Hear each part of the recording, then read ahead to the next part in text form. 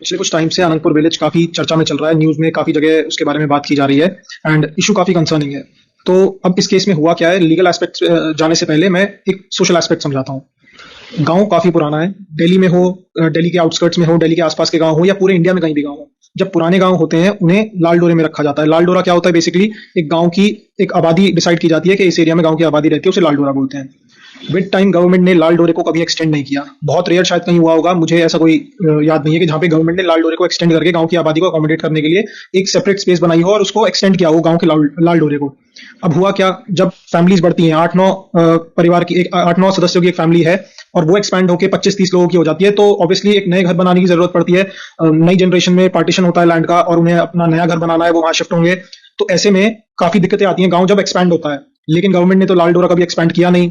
With time government ने कभी agricultural land को नॉन एग्रीकल्चरल में कन्वर्ट नहीं किया। तो ऐसी दिक्कतें ही इसीलिए आती हैं। अब मैं इसको दिल्ली के एग्जांपल से समझाता हूँ। दिल्ली में पिछले 20-30 साल से लैंड पूलिंग की बात चल रही है कि जो आउटस्कर्ट्स में एग्रीकल्चरल लैंड है उसको रूरल की जगह अर्बन में कन्वर्ट करके हम लैंड पूल करेंगे एंड देन डीडीए उसमें प्लॉटिंग करेगा एंड रेजिडेंशियल प्लॉट्स बेचेगा, अपार्टमेंट्स बनाएगा, हाईराइज बनाएगा, जो भी कुछ बनाएगा। तो उससे क्या होगा, जो ईयर बाय ईयर जो अकोमोडेशन की नीड बढ़ रही है, जो नए घरों की डिमांड बढ़ रही है, उसको मीटअप करेगा डीडीए। लेकिन हो क्या रहा है कि वो डीडीए ने कभी किया नहीं। 20-30 साल से ये प्लानिंग चल रही है। 20-30 साल से जो एग्रीकल्चर लैंड 40 साल पहले एग्रीकल्चर था वो आज भी एग्रीकल्चर है, दिल्ली का आउटस्कर्ट्स का मेनली। तो अब इससे हुआ क्या कि 40 साल तक आबादी तो नहीं रुकेगी बढ़ने से, आबादी बढ़ रही है तो लोग जिनका फैमिली एक्सपैंड हो रही है उनका जो अपना एग्रीकल्चर लैंड है वो वहां पे भी अपना घर बनाएंगे। तो एग्रीकल्चर लैंड पे आज जिन लोगों ने घर बनाया, गवर्नमेंट कहेगी कि ये अलाउड नहीं है, एग्रीकल्चर लैंड पे आप सिर्फ एग्रीकल्चर से रिलेटेड काम कर सकते हैं, तो ये इलीगल आपने बिल्डिंग कंस्ट्रक्ट की है, उसे डिमोलिश करने की ऑर्डर्स दे देगी। तो अब दिक्कत ये है, इतने सारे घर बन चुके हैं, गवर्नमेंट उसको कोप अप करेगी कैसे? अब जब वो नए घर नहीं बना पा रही है तो ऐसे में परेशानी यही आती है। अब अनंतपुर में क्या हुआ है कि विद टाइम गांव को और जगह चाहिए थी, आबादी बढ़ रही थी, लोगों को नए घर बनाने थे। अब अनंतपुर के लोगों ने भी ऐसे ही किया, उन्होंने अपने एग्रीकल्चरल लैंड में अपने घर बनाए। कुछ लोगों ने कमर्शियलाइज कर दिया, इंडस्ट्रियलाइज कर दिया, इंडस्ट्रीज बना दिया, कमर्शियल प्रॉपर्टी बना दी उन जगहों पर।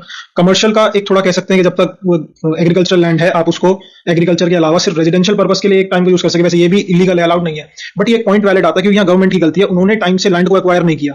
लैंड को एक्वायर करके वो उसे रेजिडेंशियल में कन्वर्ट करते, नॉन एग्रीकल्चर में कन्वर्ट करते, लैंड पूलिंग करते और जो कॉम्पनसेशन का पैसा लोगों को मिलता उस कॉम्पनसेशन के पैसे से वो ऑथराइज्ड रेजिडेंशियल प्लॉट्स खरीदते और वहां अपना घर बना लेते। तो गवर्नमेंट ने डिले किया ये इनको कन्वर्जन करने में।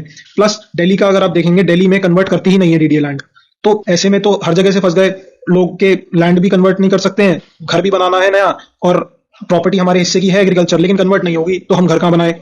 तो गवर्नमेंट के डिलेज की वजह से लोगों को ये परेशानी हुई है। अनंतपुर में जो हुआ उसमें लोगों ने कमर्शियल बहुत ज्यादा बना दिया था। अरावली हिल्स जो दिल्ली और फरीदाबाद के एरिया में आके एंड होती है, वहां के कई सारे पहाड़ काट के, फॉरेस्ट काट के लोगों ने कमर्शियल बैंक्वेट्स बना दिए थे। अगर आप सूरजकुंड की तरफ जाएं, वहां पे काफी सारे लोगों ने बैंक्वेट्स बनाए हैं और वो सब इलीगल है। इसमें वैलिड पॉइंट केवल मुझे एक दिखता है कि अगर किसी ने रेजिडेंशियल नीड्स की वजह से अपना घर बनाया है एग्रीकल्चरल लैंड पे, फॉरेस्ट पे या जो पहाड़ की जो एरिया है उस पर नहीं, जो उनके हिस्से का एग्रीकल्चरल लैंड आता है, अगर वहां घर बना है तो ये गवर्नमेंट को देखना चाहिए कि उनके घरों को ना तोड़े। लेकिन अगर कमर्शियल एक्टिविटी की गई है, फॉरेस्ट लैंड को यूज किया गया है, पेड़ काटे गए हैं, पहाड़ काटे गए हैं और तब बनाया गया, तब ये कंप्लीटली इलीगल है और इस पे मुझे नहीं लगता गवर्नमेंट कोई रिलीफ देगी या कोर्ट भी कोई रिलीफ देगा लोगों को। बट एग्रीकल्चरल लैंड पे अगर घर बना है तो मे भी उस पर कुछ रिलीफ मिल सकता है अगर हम ये वैलिड पॉइंट उठाएं कि लोगों को घरों की नीड थी, गवर्नमेंट ने टाइमली लैंड यूज चेंज नहीं किया, गवर्नमेंट ने टाइमली हमारी प्रॉपर्टी को एक्वायर करके उसका हमें कॉम्पनसेशन नहीं दिया। कॉम्पनसेशन टाइमली मिलता 10-20 साल पहले तो हम अपना उस कॉम्पनसेशन के पैसे से रेजिडेंशियल एरिया में प्लॉट खरीद के वहां बनाते, तो गवर्नमेंट ने वो भी नहीं किया। तो अब ये गवर्नमेंट के डिलेज की वजह से हमें घर की नीड थी, तो इस वजह से हमने ये सब किया। अब यहाँ पे एक इंपॉर्टेंट फैक्ट लास्टली मैं ये बताता हूँ कि ईयर ऑन ईयर दिल्ली को 16 लाख के करीब नए फ्लैट्स या नए प्लॉट्स चाहिए और डीडीए केवल 4 लाख ही बना पा रहा है।